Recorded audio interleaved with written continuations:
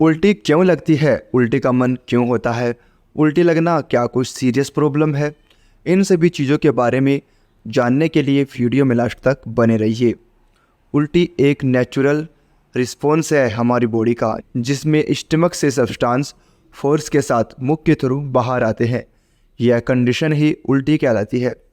Scientific language में बात करें तो मेडुला ओब्लोगेंडा में प्रेजेंट सीटीजेड यानी कीमोरिसेप्टर ट्राइगन जोन, जिसे माइंड में उल्टी को कंट्रोल करने वाले हिस्से के रूप में जाना जाता है।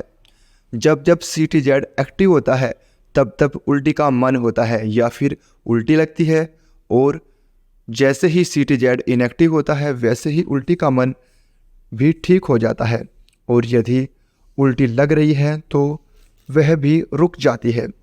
जब हमें उल्टी लगती है और हम डॉक्टर से मेडिसिन लेते हैं तो डॉक्टर्स भी हमें सीटीजेड को इनएक्टिव करने वाली मेडिसिन ही देते हैं।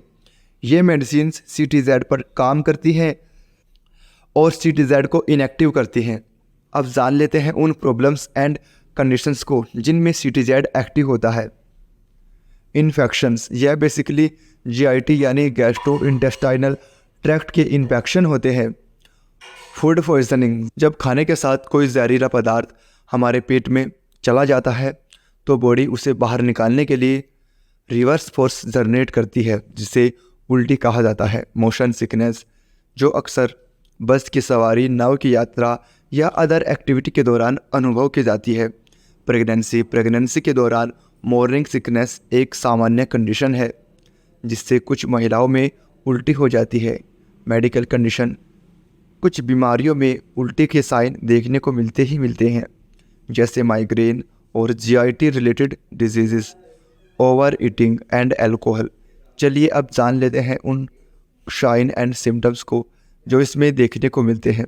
उबकाई आने लगती है, साल्वेशन यानी मुख से लार आना, एब्डोमिनल कॉन्ट्रैक्शन, पेट की मांसपेशियों में कॉन्ट्रैक्शन उत्पन्न हो जाता है जिसके कारण फोर्स के साथ उल्टी होती है।